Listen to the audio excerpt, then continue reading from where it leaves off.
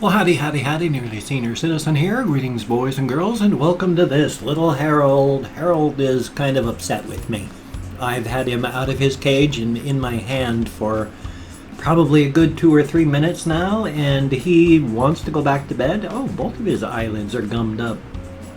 I'm sorry, Harold. That one eye he normally can see through is a little gummed up there. Boy, poor little guy. But he wants to go back to his bed. So even though you barely got to see him, he's pretty unhappy because he wants to go back to bed. So here we go, little Harold. He's now back in his cage. I had him out because I need to do a sound check before I start such like that, because with my microphone and my system, occasionally, for whatever reasons, it just stops recording well. And so I have to do a sound check before I even start to find out if I need to unplug the mic and plug it back in. But during all that time, he was out and wandering, looking for his bed because he's really tired. He was sleeping. I have a fly in here, at least one. Very, very irritating. I keep the window open even now, and it's not like just because it's getting colder that all the bugs go away. No, they're going to be here until it snows, at the very least. Again, I mean, it snowed once, but that stuff didn't stick. It didn't get cold for very long. And it's just raining now, so there's lots and lots of bugs are showing up because it's gotten warm again. Yay. And so I have to keep my window open so that it doesn't get blisteringly hot in this room, even though I have a fan, which you can probably hear the box fan going, sent to me by Justina Aquavita Mets. Thank you so very, very much. I have it leaning up against the side of my computer and blowing onto my computer to help keep it cooled down. I think that helped keep it alive back when it was overheating. So I've got that, I got the window open, and that of course means that bugs come in like flies, because there's a forest just outside that window. Not just outside, but within 20 feet of outside of there, there's forest, and forests are bug factories. And so I just noticed when I came in here, I got a fly that came in through the open window and is now wandering around. Yay. On the other hand, hopefully those spiders that are in here will finally get to work and start earning their rent. By gum and by golly, if I'm going to let the spiders stay in here. I have 2 spiders, main spiders, back one in that corner that you can't see, but it's back in the corner. And there used to be 2 spiders there. But good Lord, that fly. But one day I got frustrated and threw something, and it flew back and into that corner, and part of what I tossed ended up hitting the webs down below, and one of the spiders took off in terror, which I don't blame them for, ran about 3 feet off to the side and is behind a box over against the wall. So it's still there and looking for bugs. The one in the corner is still there looking for bugs. Now, in one of my older hamster cages, where I had one of my rescue hammies, one that was dying of some sort of like ovarian cysts. But in her cage, because she wasn't able to take care of herself all that well, and with natural functions, there were a lot of like little bugs that were showing up to try and take advantage of the fact that she wasn't doing all that well. Well, what also happened is her cage had another platform in it as well. On the underside of the platform, and above where she was down here, she turned like big as a softball because of her tumors, and it was very, very sad that way. But above, on the underside of the platform, there was this spider that showed up. And I noticed it one day when I was reaching in to touch her and make sure she was okay, and I felt all this stuff going like this against the hairs on the back of my hand. So I got down, took a look underneath there, and there is this spider hanging in this web stuff. Not an orb, but a tangle, that kind of spider. And so even now, with her gone all these weeks, the spider is still in the cage. I've kept the cage there because, well, the spider is there and it's alive. And while I am arachnophobic and I'm afraid of spiders, I don't hate them. I fear them, but I don't dislike them. They're actually quite fascinating creatures. And their internal structure is amazing as well. They have these large bubble spaces inside the middle of their bodies. where their blood-like substance pools. And that big bubble of blood-like substance is where the oxygen and other liquids for them is. And so they draw the oxygen out of that oxygenated bubble of liquid inside of their bodies. And their lungs that they have, the weird arachnid lungs that they have, oxygenates the fluid inside of those bubbles, and then those bubbles is what oxygenates the rest of the cells. I don't know how it works. I'm not a spider, but that's how that happens.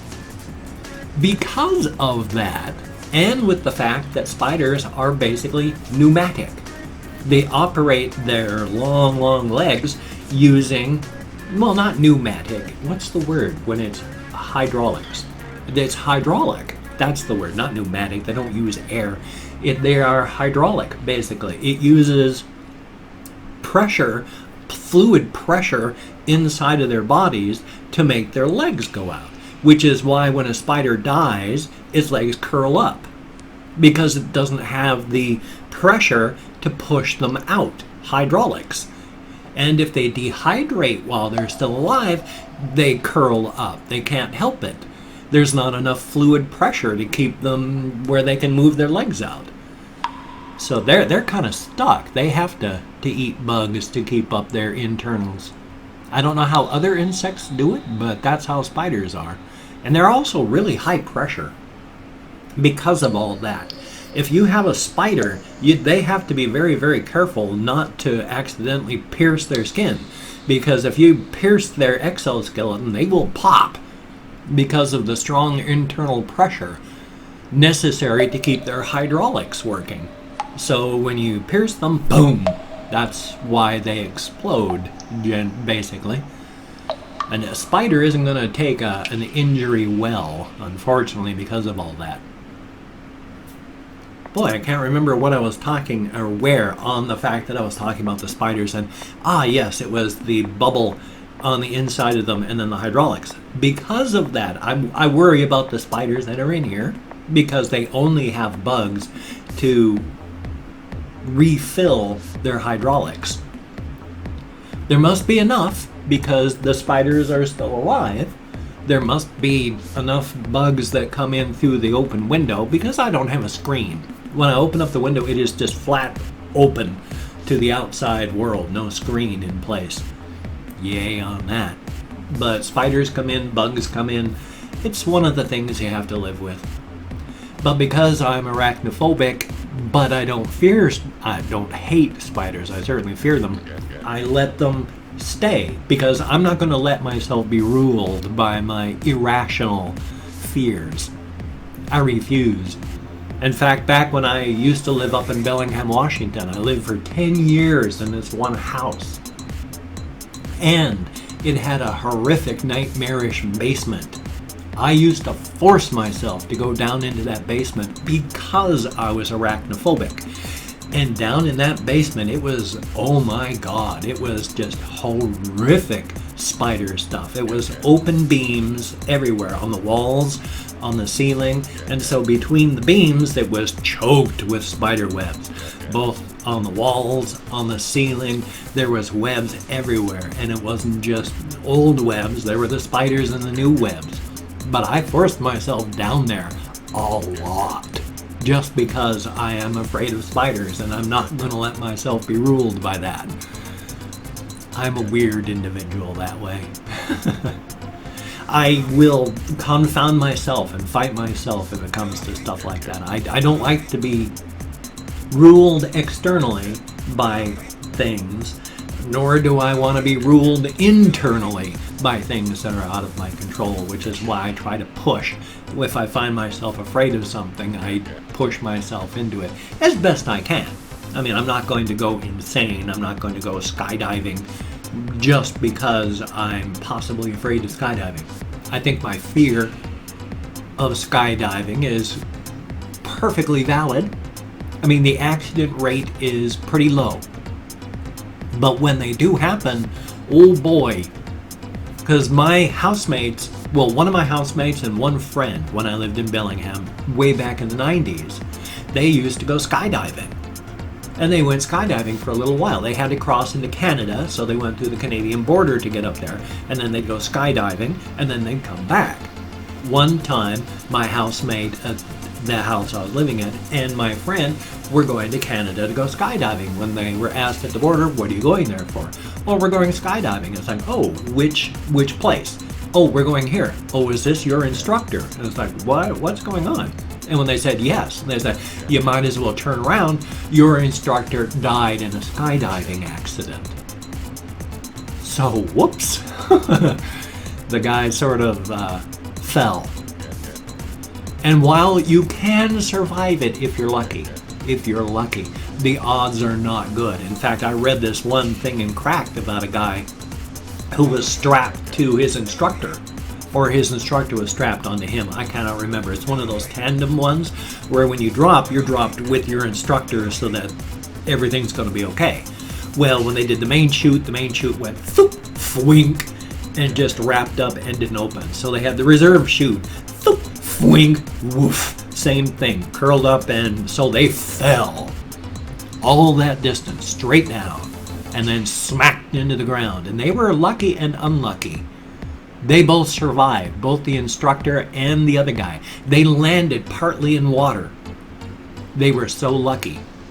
If you're going to fall, you do not want to fall on water. Water is like running into concrete when you're from a distance.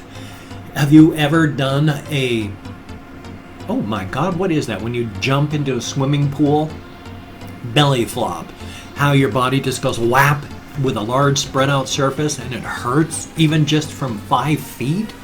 Well, yeah, that's because water can't move out of the way. It's very dense. And so when you fall, when you fall, even from a small distance, the water can't move fast enough.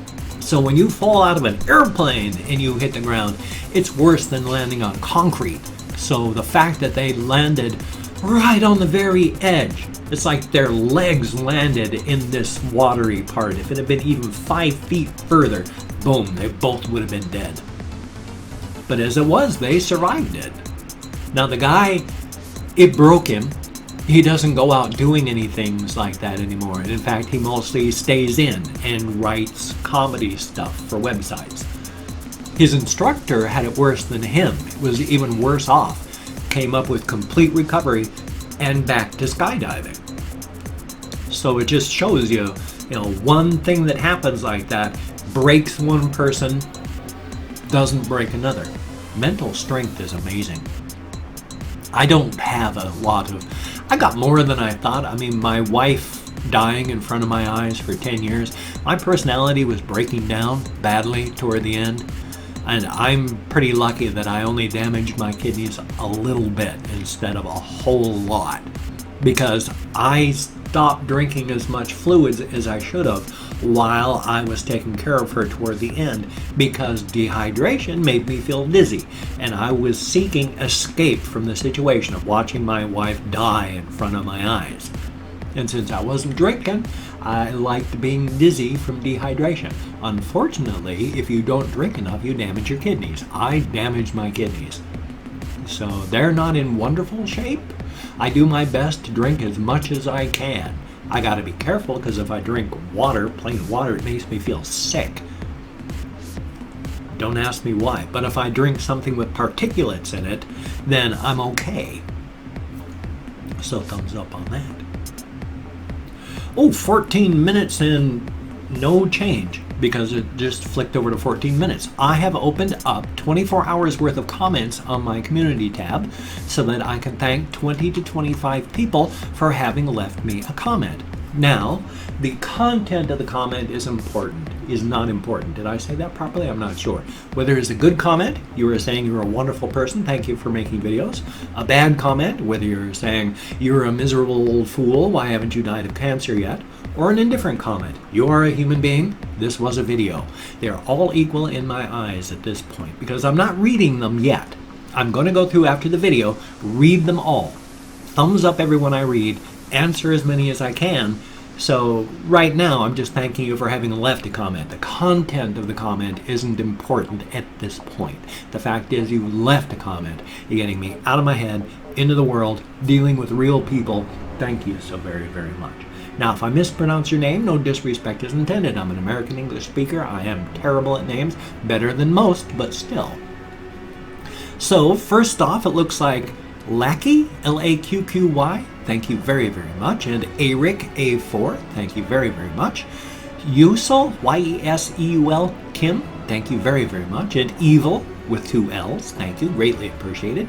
G-T-A-V-O-G-G-R-O-T-M-G, I have no idea how to pronounce that, but thank you very, very much. And Simone Melly, thank you very, very much.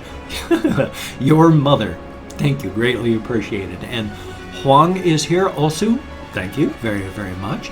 And then there is, hey, it's Viper, taking a break. No, son of a gun, that's a good thing to do. Thank you very, very much. And please don't enjoy game. Thank you very, very much. Nice name. And Pip for Pig. Huh, interesting name. Thank you very, very much. YYDDDDLLLLYY. Thank you very, very much. I can't pronounce that.